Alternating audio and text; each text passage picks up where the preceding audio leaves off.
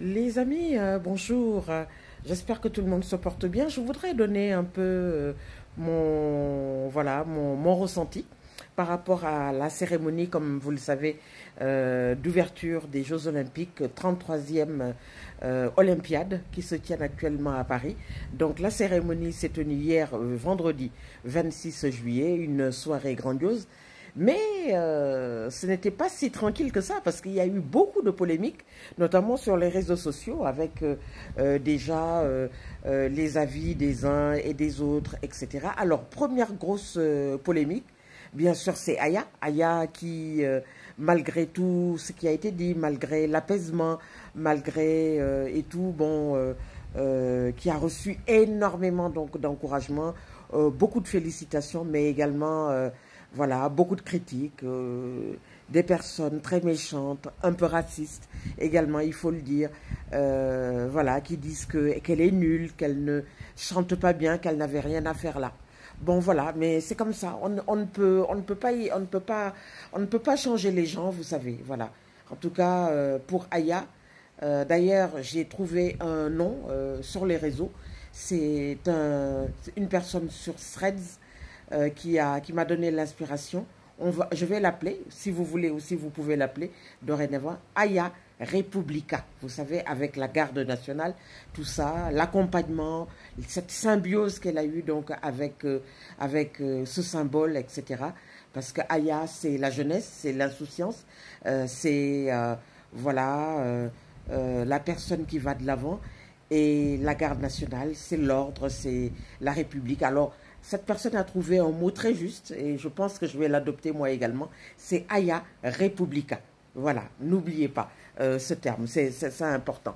Et puis, deuxième grosse polémique, on l'a vu furtivement, elle a vraiment focalisé l'attention des gens, elle a aussi choqué, il faut le dire, c'est la scène de la décapitation de la reine Marie-Antoinette. Alors, qui était Marie-Antoinette? C'était la dernière reine de France, voilà, l'épouse du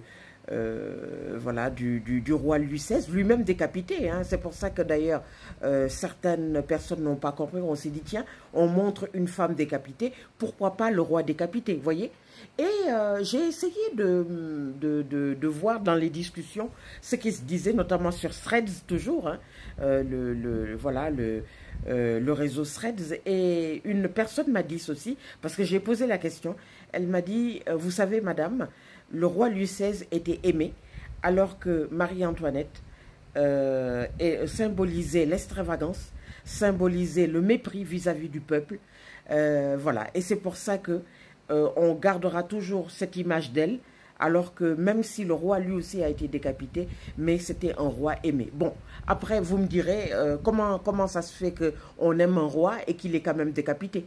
Bon, voilà, donc pour moi, c'est un avis comme un autre, mais franchement, entre nous, ça ne tient pas la route. Si on aimait le roi, pourquoi est-ce qu'il a été décapité? Il faudra avoir une réponse à cette question et tout ça. Donc, toujours est-il que cette scène de décapitation de la reine Marie-Antoinette, beaucoup de personnes ne l'ont pas bien comprise. Et puis ça réveille surtout de mauvais souvenirs. Ça aussi, je l'ai beaucoup lu sur les réseaux sociaux depuis ce matin.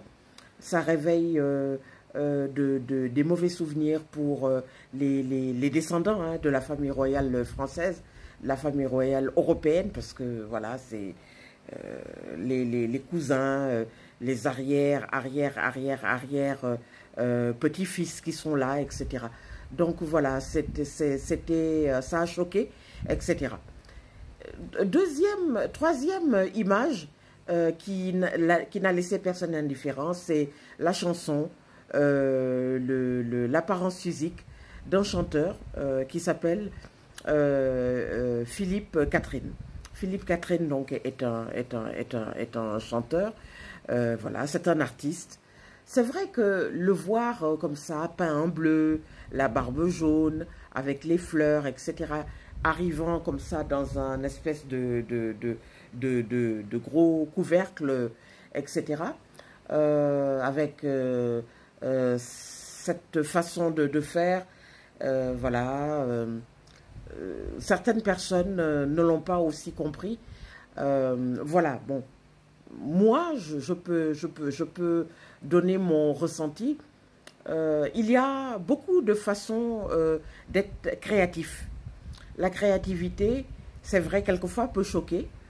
On a aperçu, si vous voulez, donc voilà, des scènes choquantes, que ce soit par exemple avec la communauté LGBT.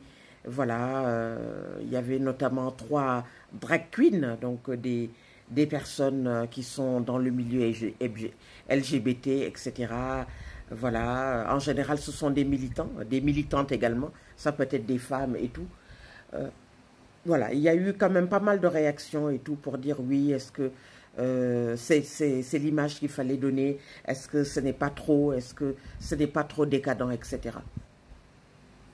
Les organisateurs, ceux qui sont à l'origine de la proposition de cette cérémonie, eux ont jugé bon de montrer toutes les facettes de la société française. Et je pense que, même si certaines personnes n'étaient pas d'accord, bon, c'est la représentation de cette société avec d'un côté, voilà, la communauté LGBT, la communauté noire avec Aya, Monsieur Catherine, avec son extravagance, avec voilà, cette fraîcheur, voilà, cette comment je pourrais dire ça, voilà, cette touche, une nouvelle touche. Après, on peut être d'accord ou pas, etc. Voilà. Donc, c'est ça, je pense, que Monsieur Thomas Joly, qui est le directeur artistique de cette cérémonie, le grand organisateur donc, de cette cérémonie d'ouverture, a voulu montrer.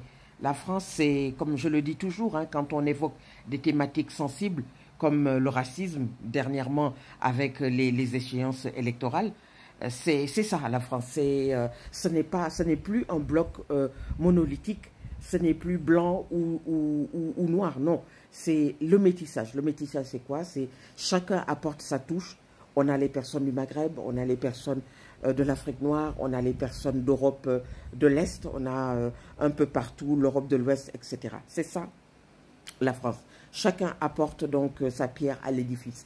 Et hier, c'est vrai que même si certaines scènes peuvent paraître un peu osées, mais c'est ce que M. Joly a voulu montrer. C'est-à-dire cette dose de métissage, cette créativité qui amène justement ce plus donc à ce pays.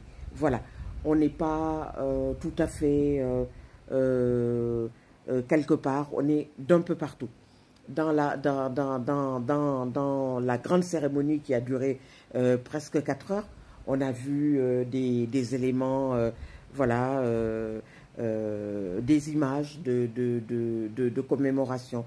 Hommage par exemple à la cathédrale Notre-Dame, hommage par exemple aux travailleurs, etc. Voilà, hommage notamment voilà, aux créateurs. Il y avait également les valises Louis Vuitton. Voilà, hommage également au handicap. On a vu un danseur-chanteur également qui était aveugle, etc.